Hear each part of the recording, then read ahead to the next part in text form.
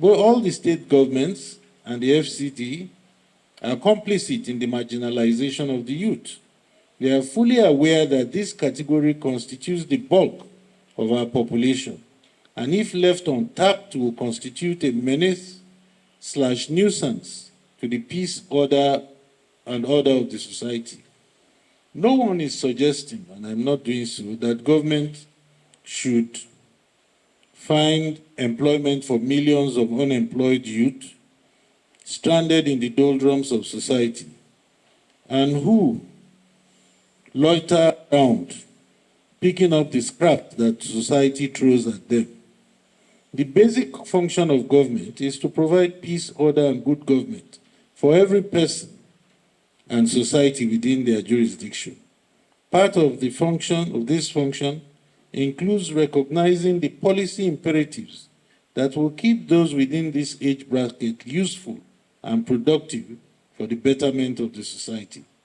It follows, therefore, that government policy, budgetary principles, and financial trust must be deployed in such a manner as to ensure that this population bracket is kept useful and productive. I have given examples, which is that in this implementing the Kuwait state police policy, that if you utilize the youth, 90% of them will form the workforce of any state police.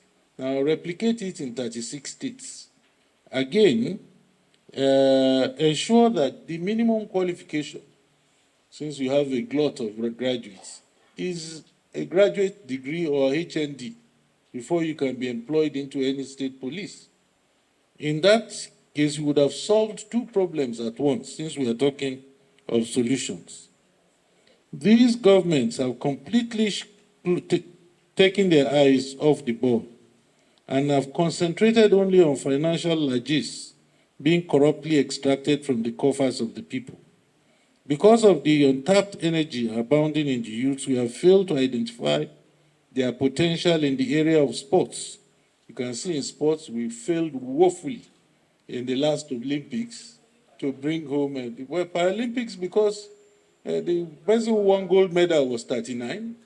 So we're not encouraging even the disability, people with disability coming of the next generation.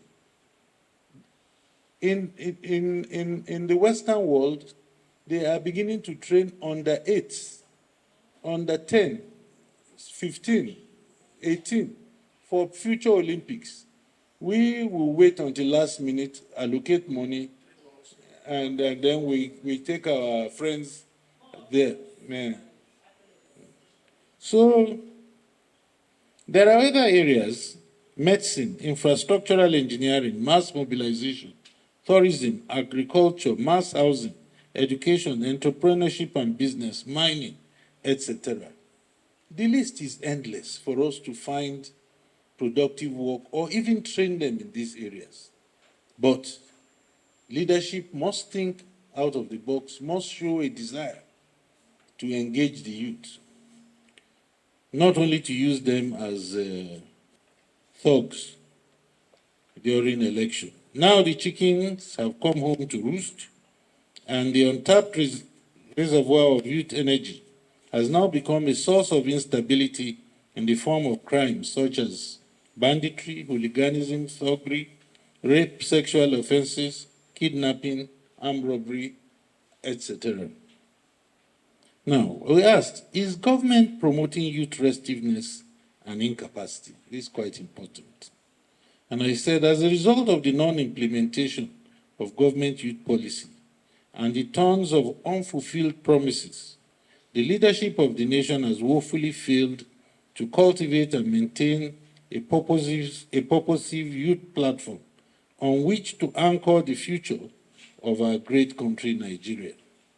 The consequence of this grave lapse is that all the building blocks upon which to erect and consolidate the future infrastructure of Nigeria has been eroded and or obliterated. On the political level, and since the objective and intention of the ruling class is different from that of the youth, as it relates to governance, it appears, with respect, that the elders have cornered the political space for themselves and their selfish desires. This is because the objective of governance has since gravitated from the good of the people to the direct benefit of the politicians themselves. The aging leadership are aware of the numerical advantage, that the numerical advantage is with the youth, and that in the event of a free and fair election, a united youth will entrench their leadership on the country. Consequently, the former have devised an ingenious and highly beneficial technique of divide and rule among the youth. Thus, they select the very malleable and ductile young men and women ill-equipped to manage even a small provision store and place them in high government positions where they are encouraged to mismanage resources without any form of accountability, with the promise of political promotion and career progression, which in the mind of this misguided set of young promoted people will in future translate to governorships, to greater financial prosperity and economic and social benefits. In other words, they have joined the club. Having therefore divided the youth down the middle, they are unable to present a common united front, because every youth is just waiting for an elder to pull him up and then make him join the club, and that's why you have proliferation of cult groups, of membership of clubs and the rest of them, which is designed to make sure they break the youth into the middle. One of the strategies used in mollifying the youth is the failed plan engineered by the latter themselves, known as styled as the Young Not Too Young to Run Act.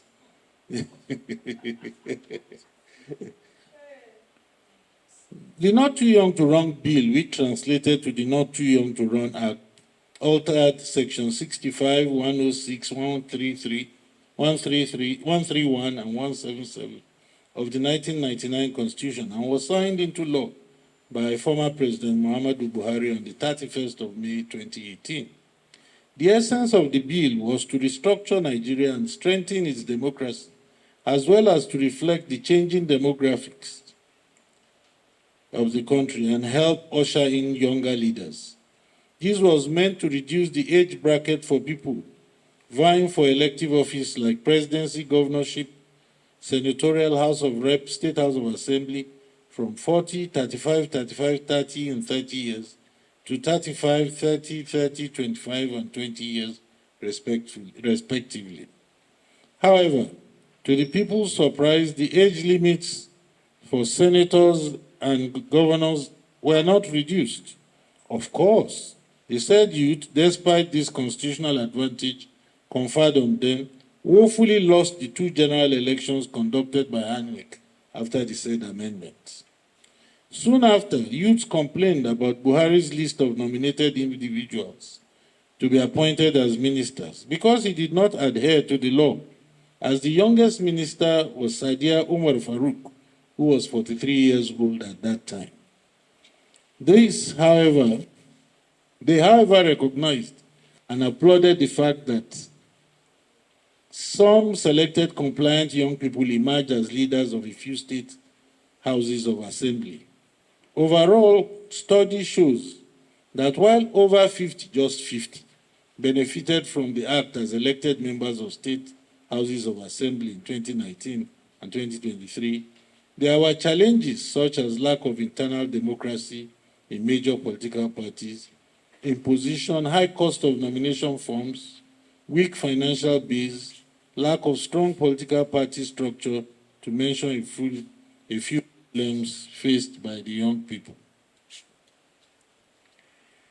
It is easy for the youth to overcome this seeming disadvantage, but the elders know that this constituency can never present a united front. The following examples will suffice.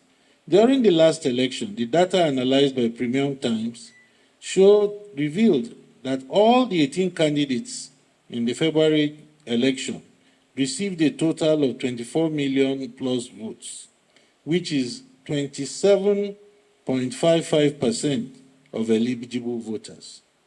The four top candidates took 97.30% of those votes. Now, we have shown or demonstrated above that the population of the 18 to 45-year-old bracket is about 54% of the total population of the nation. Should half of them have registered as voters and presented their candidates under a common youth umbrella, they should have won the last presidential election from president to councillors. But our youth lack the unity and cohesion to embark on such a monumental enterprise. It is my view that such an enterprise is beyond their capacity and ability. Two instances will suffice. During the EndSARS protest, hashtag EndSARS protest, on or about the 8th of October 2022, these protests failed largely because the youth chose a deliberate strategy of not identifying or rallying behind a leader or leaders. Consequently, government had no one to negotiate with or hold accountable in the event of identified lapses. The same strategy was adopted in the End Bad Governance protests. This one was worse, as it was as premature as it was planless. Indeed, on both occasions, some of the privileged youth sought to treat such a serious event as a party or carnival. They were playing music, cooking, and dancing on the street, as if it was fun. This, in my humble view, the task of liberating a nation with complex dynamics like Nigeria is not a tea party. It is a very serious business that demands sacrifices, even if it will be the ultimate sacrifice. Nations are built on the sweat, blood, and tears of its citizens. The last sacrificial event for the unity and well-being of Nigeria was during the Nigerian Civil War of 1967 to 1970. But we have, after 53 odd years, appear to have learned nothing. Now, I have dealt with the menace of terrorists, bandits, kidnappers, and criminals. Now, I say that geriatrics and those above 50 cannot put on combat boots and camouflage to engage them in battle. Well, most of us have arthritis or one form of deficiency or the other, so we can't go into the trenches. The youth have the forthcoming local governments to rally themselves and seize the reins of power at ward and local government levels in all the 36 states and organize governance at this level. But they're not doing anything. These 36 states, but they're not doing anything, only waiting for state governors to fund the chosen ones to take over the realms of power. And it will be business as usual. Another opportunity would have come and gone. What I'm saying is that everything has opportunity costs. The youth must be ready to take their destiny into their hands. Agree among yourselves. Stop clubbing for some time. Stop aspiring to drink Hennessy and other posh drinks. Put on your jeans and your T-shirts and take these things off from our generation.